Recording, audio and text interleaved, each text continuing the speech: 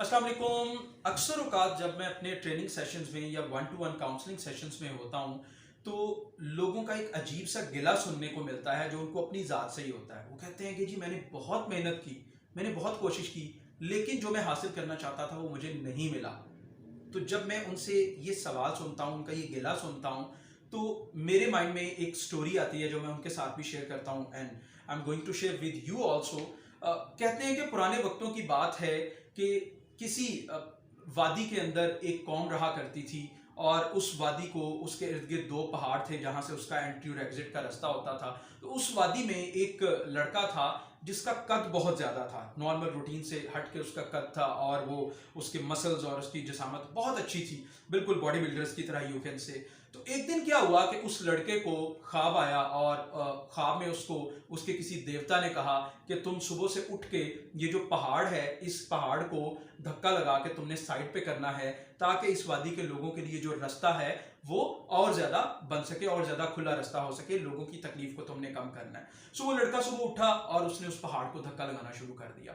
वो जो सारी उस वादी के लोग थे वो उसको देख के तो हंस रहे थे, मुस्कुरा रहे थे, उसका मजाक उड़ा रहे थे कि ये क्या पागलों वाली हरकत है। लेकिन उसको उस देवता के ऊपर जो उसके ख्वाब में आया था उसको बहुत यकीन था। उसने उस पहाड़ को धक्का लगाए रखा, उसको धक्का लगाता रहा। शाम हो गई, अगला दिन फिर चढ़ा, सुबह फिर हुई, वो सुबह फिर उठा, फिर उसने पहाड़ को धक्का लगाना शुरू कर दिया। वो कॉन्स्टेंटली ये काम थके हारे बगैर सिर्फ उस बिलीफ की बुनियाद पे कि ये एक ना एक दिन यहां से जरूर हिलेगा, वो उस पहाड़ को धक्का लगाता रहा। उसका रिजल्ट क्या निकला कि वो जो उसके मसल्स थे, उसकी बॉडी थी, वो पहले से भी ज्यादा मजबूत हो गई।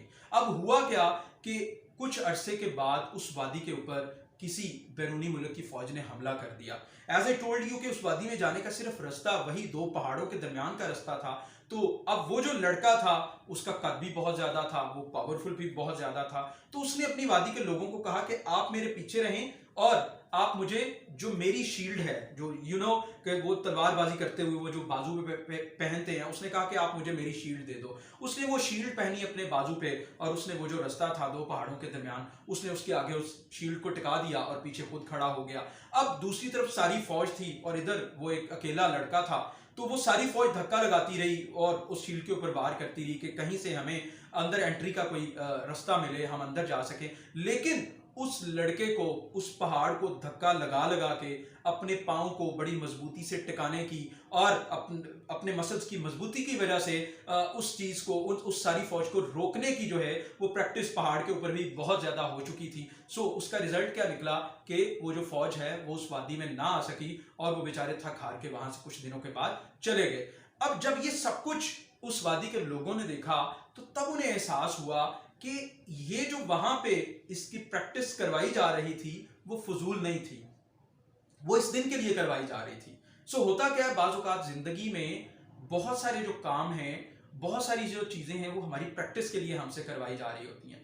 जब हमारा वो पर्पस अचीव नहीं होता, हमारा वो गोल अचीव नहीं होता, तो हम कहते हैं कि मेरी तो किस्मत ही खराब है, मेरे साथ ही हमेशा ऐसा होता है कि जो मैं करना चाह रहा होता हूं वो नहीं कर पाता। Why with me. हम ये बड़े सारे सवाल पूछते हैं। हम अल्लाह माफ करे, हम अल्लाह से भी गिले करना शुरू कर देते हैं, हम किस्मत से गिले करना शुरू कर देते हैं। लेकिन हम ये नहीं सोचते कि किस्मत बाज़ औक़ात, कुदरत बाज़ औक़ात किसी एक मुकाम पे किसी एक काम के साथ हमारी सिर्फ तैयारी करवा रही होती है। उसका रिजल्ट उसने, उस कुदरत ने, अल्लाह ने हमें कहीं और देना होता है। सो नेगेटिव होके मत सोचें। अपनी उस कोशिश का सिर्फ एक जो रिजल्ट आप वक्ती तौर पे हासिल करना चाह रहे हैं, सिर्फ वही रिजल्ट मत सोचें। आप जरा जब डीपली सोचना शुरू करेंगे तो आपको पता चलेगा कि उस एक काम के रुकने की वजह से आपके कितने ज्यादा काम, आपके कितनी ज्यादा और चीजें बेहतर हुई होंगी। और इस बात का एहसास जब वो वक्त गुजर जाता है, जब हम गिला कर चुके होते हैं, उस वक्त के गुजरने के कुछ अरसे के बाद हमें होता है इस बात का एहसास कि वो जो सब कुछ हुआ था वो ठीक ही हुआ था। सो गिले मत करें, शिकायतें मत करें। अगर जिंदगी में ऐसा कोई मौका आए तो उससे सीखने की कोशिश करें। यही जिंदगी है और ये इसी से हम अपनी ज़ात की तकमील करते हैं।